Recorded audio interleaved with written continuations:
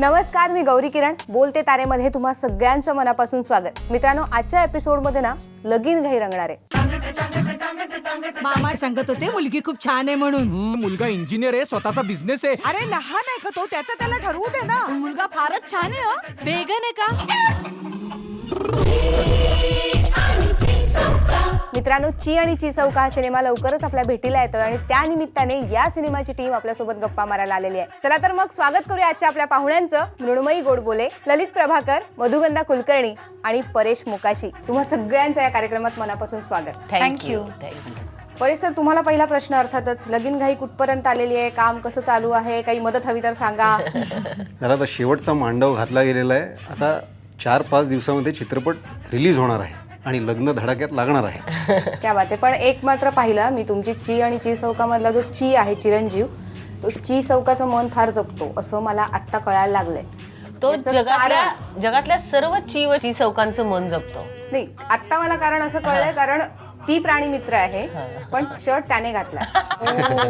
So ललित, आवडी तिच्या समजून घेतल्यात मी आधीपासूनच, किंवा लग्नाच्या आधी तसंच असतं ना, सुरुवातीचे काही दिवस आपण म्हणू, तर त्यातला हे सगळा उत्साह आहे.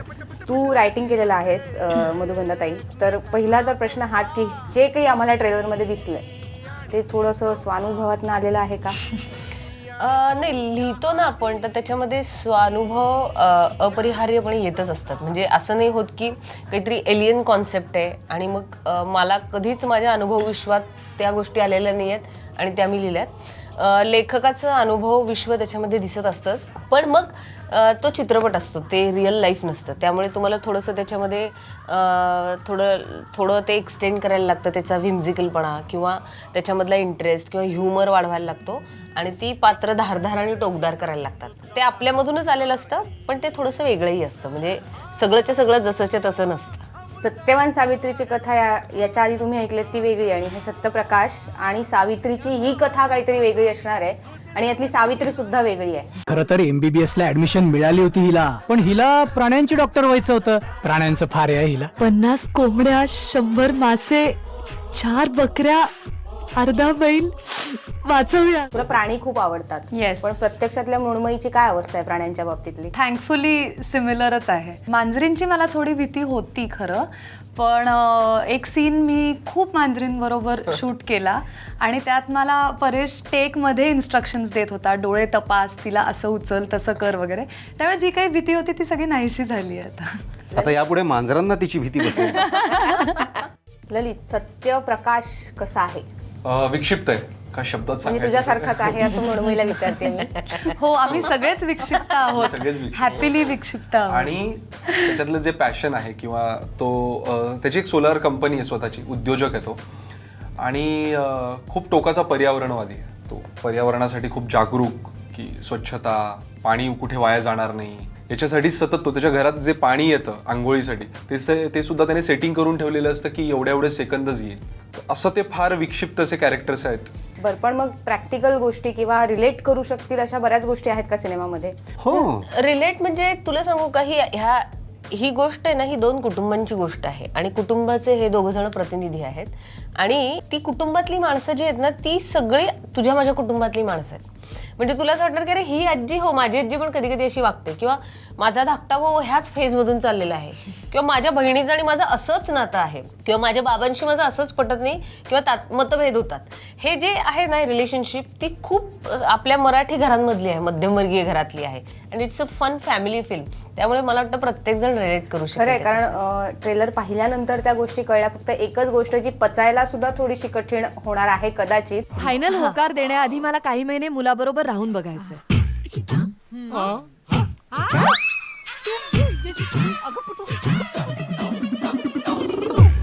हा तो विषय जो सहजासहजी पचणार नाही किंवा पचत नाही, तर ही खरंच तितकी आत्ता अजूनही आहे गरज असं वाटतंय का तुला या युथसाठी? ती गरज आहे किंवा काहीतरी समाज परिवर्तन व्हावं असा आमचा हेतू नाहीये. आमचा हेतू आहे निखळ करमणूक करणे. तो आणि वेगळा आणि खूप तात्विक विषय आहे ऍक्च्युली. त्याच्याबद्दल काही सिरियसली काही प्रसार करायचा नाही आहे किंवा प्रचार करायचा नाही आम्हाला. ही आमची ऑनलाईन आहे. एक मुलगी असं स्टँड घेते, त्याच्या पलीकडे आत्ता त्या गोष्टीचं काही महत्त्व आहे असं मला वाटत नाही. त्याच्याने लोकांची अत्यंत निखळ करमणूक होणार आहे आणि तेवढाच आमचा हेतू आहे याच्यामध्ये. मृण्मयी, प्राणी मित्र असलीस तरी सुद्धा तू कराटे विराटे पण खेळतेस इथे, त्याच्या नाकावर बुक्की बिक्की मारतेस. उठावर ते सावित्रीकडूनच मृण्मयीकडे आलंय जास्त, कारण हे मुळात ह्यांनी गोष्टीतच लिहिलं होतं की कुंफू करणारी मुलगी आहे. आणि आम्ही शूटिंग चालू व्हायच्या आधी 1 महिनाभर त्याची खूप क्रुएल आणि ग्रुएलिंग अशी ट्रेनिंगही घेतलंय, ज्याच्यामुळे तुम्ही त्याचा बळी सिनेमात- तू नव्हतास ना या सगळ्या ट्रेनिंगच्या? नाही, आम्ही दोघंही करत होतो. ट्रेनिंग घेतलं आणि ललित 1 वर्ष आधीपासून शिकतोय कुंफू. 3-1 महिने मी शिकलोय. त्यामुळे त्याला थोडं जास्त, खूप जास्त येतं. मी नवीन शिकले, पण मारलं मी व्यवस्थित. त्यामुळे आम्ही ते मी एकत्रच- अचीव केलंय. हो, ते तिने सीन मध्येही अचीव केलंय. म्हणजे हो, फारच ती रिअलिस्टिक अभिनेत्री असल्यामुळे मी जरा मनावर घेऊन खरंच मारलं त्याला. एक सीन होता ज्याच्यात लिहिलं होतं की ती माझा ओठ फोडते मारून, बुक्का मारून. आणि आम्ही तो शॉट करत असताना मी उत्साहाच्या भरात खरंच त्याला मारलं आणि खरंच त्याच जागेवर- बरोबर तिकडे त्याचा ओठ तिथूनच फुटला. रक्तही आणलं तिने. एवढी रिअलिस्टिक अभिनेत्री आहे ती. येस, त्यामुळे मी मनापासून कुंफू केलं. त्यामुळे याच्या पुढे ऍक्शन सिनेमा वगैरे असेल मराठीत तर हिच्यावर काम करणार नाहीत लोक. नाही बाकी केलं काही करणार पाहिजे. करतील. मला खून वगैरे ऍक्शन करायचा सिनेमा सीन नव्हता करायचाच माझा. आहे. ते मी सुदैवी म्हणजे किलबिलचा जर मराठी रिमेक वगैरे करायचा झाला तर 100 लोक धारातीर्थी पडतील तिथे खरोखरच. बरं रिटेक वगैरे असतील तेव्हा तर आणखी 200. हा माणूस गेला. हा जोकचा भाग, अपार्ट फ्रॉम जोक, मृण्मयीने खूप पटकन कुंफू पिकअप केलं आणि तिची ती बॉडी अशी ॲथलेटिक्सची बॉडी आहे आणि त्यामुळे ती इतकी ग्रेसफुल करते ना ते सगळं कुंफू. म्हणजे आम्ही पण खूप आश्चर्याने बघत राहायचो की हिने इतके, आम्ही पण एक 6-8 महिने कुंफू शिकलेलो आहोत आणि आम्हाला माहिती की ते किती हेक्टिक आणि पण शिकत होते ते भयानक आहे. त्यांना वेगळी गरज असेल जरा. मी डिफेन्सिव्ह सगळं मेकॅनिझम शिकलो. मी कसं शिकायला अडवायचं. नाही ऍक्च्युली मी शिकायला लागले आणि मी शिकायला लागल्यानंतर स्वतःचा ते बचाव शिकायला म्हणून तो शिकायला लागला की बचाव करता आला पाहिजे. Survival instinct.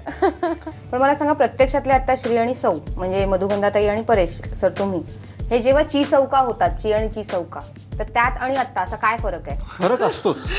आणि मुळातच हा विषय सुचण्याचं कारणच ते आहे की आमचं नाही, आमचं खूपच सुखात संसार चालू आहे, पण बाकी लोकांचं जे काही आजूबाजूला घडताना आम्ही पाहतो, अगदी जवळच्या मित्रमैत्रिणींपासून दूरच्या लोकांपर्यंत, की प्रेम करताना माणसं भयंकर उत्साहात असतात.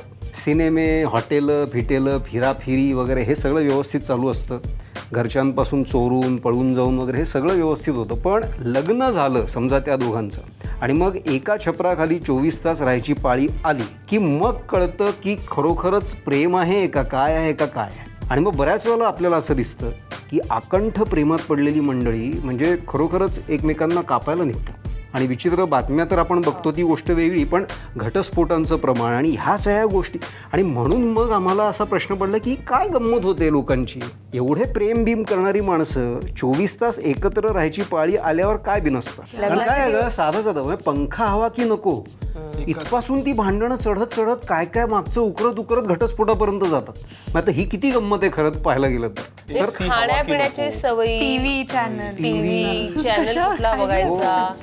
आणि ही घटस्फोटाची कारण आहेत खरी. ऍक्च्युली ही कारण आहेत. म्हणजे मी एका न्यूज पेपरमध्ये वाचलं होतं, अत्यंत प्रतिष्ठित न्यूज पेपरमध्ये, आणि मला धक्का बसला होता की ह्या कारणाने घटस्फोट होतात लोकांचे की तयार व्हायला वेळ लावते बायको, म्हणून मला घटस्फोट. मधुगंधाताई सगळ्यात लेट आली आता. आपण सगळे येऊन बसलो होतो आधी. क्या बात आहे. या गप्पा अशा सुरू ठेवूया, मात्र आधी घेऊया एक छोटासा ब्रेक. कुठेही जाऊ नका, पाहत राहा बोलते तारे.